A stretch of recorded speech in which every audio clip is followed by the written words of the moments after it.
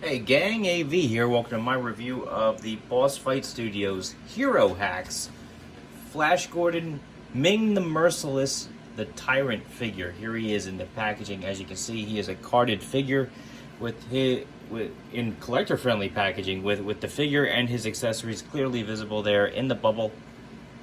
Some nice original artwork there on the left-hand side.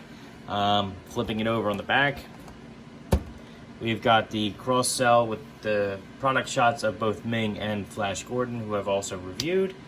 Some legal stuff there at the bottom, and the bio, which, if you'd like to read it, you can feel free to pause the video and do so now. Alright. All in all, I think he's a cool looking figure in the packaging. Let's see how cool he looks out of it. I actually haven't opened this figure yet, so you're gonna get my first impressions. Alright, put that off to the side there. It's got two tray construction here. Just the figure's based in there.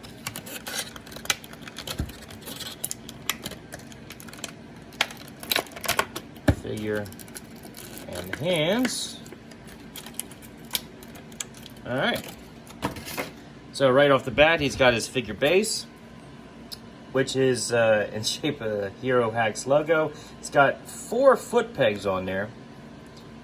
On the back, just copyright Boss Fight Studios in raised letters, and printed it has the copyright for the Flash Gordon Ming the Merciless figure.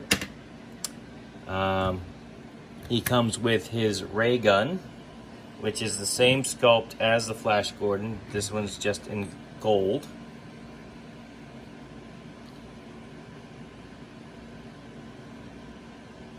It does not appear as though he has any storage on him for this, but I'm sure he can hold it pretty well.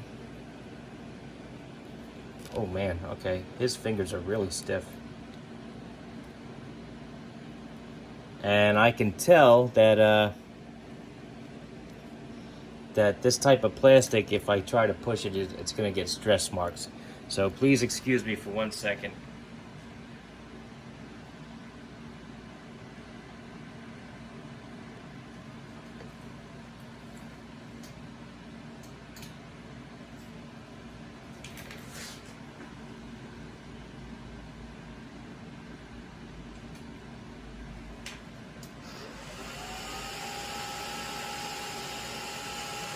Gotta heat up the joint now.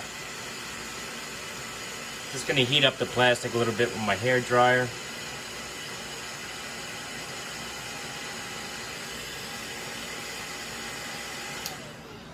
Let's see how that goes. Alright, yep. That softened it up nicely. Just that little bit.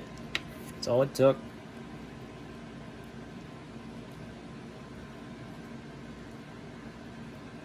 And oh, come on now.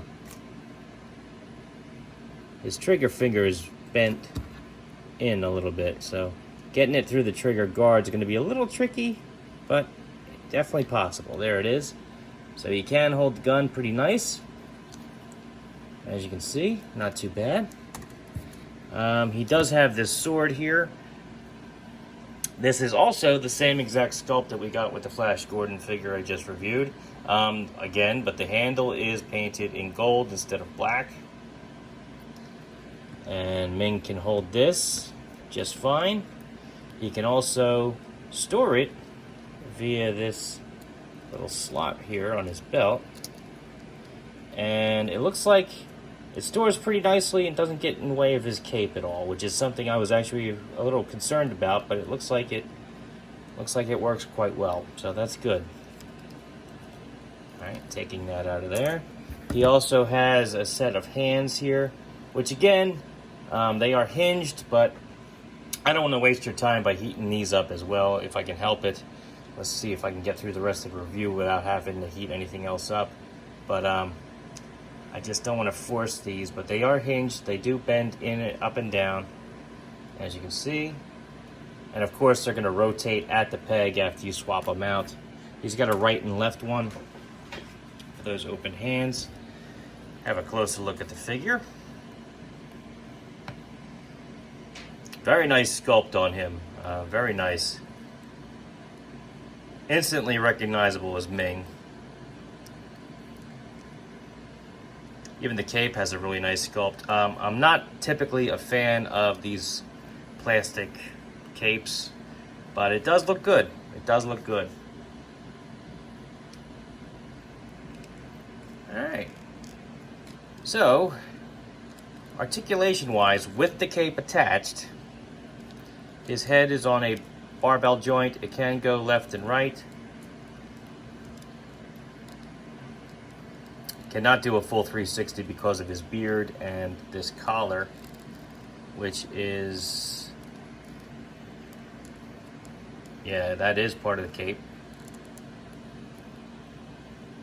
So I'm actually gonna have to pop his head off in order to remove the cape. Let's see. Yep.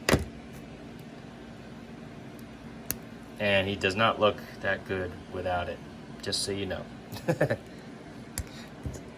Cape definitely helps sell it. Alright, so put the cape back on. So yeah, you can only get a left and a right out of Ming's head with the cape attached. Side to side to get some expression. I'm not going to be able to look up at all because of that high collar, and not going to really be able to look down at all either because of his beard. So there you have that. This sash is a separate piece, as you just saw, so you can move that out of the way if you like.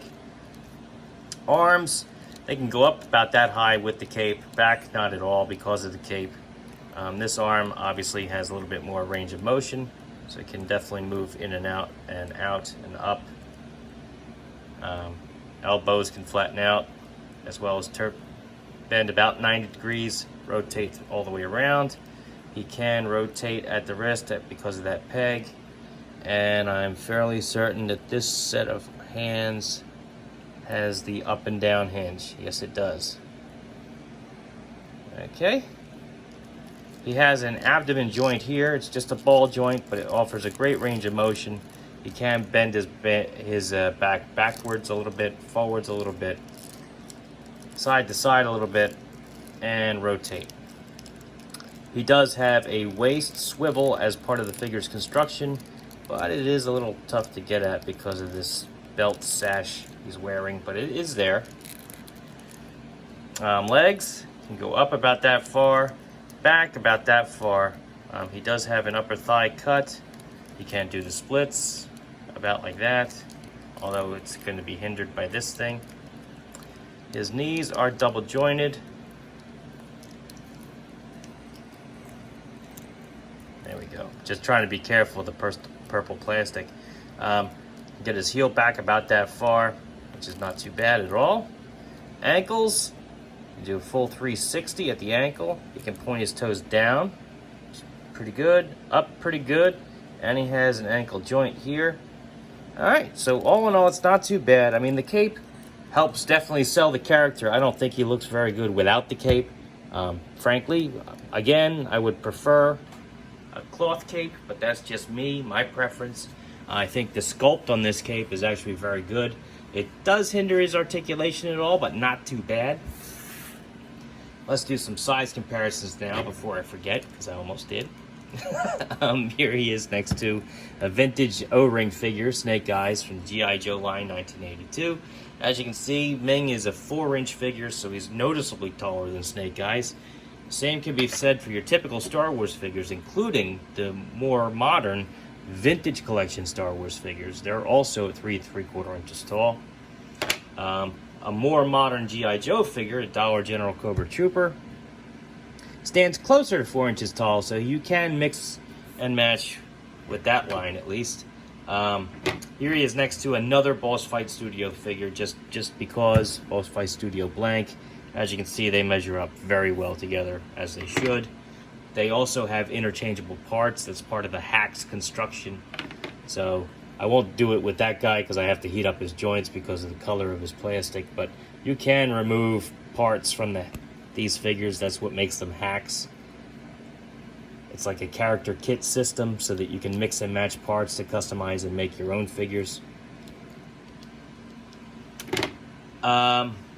here, went off the rails there a little bit.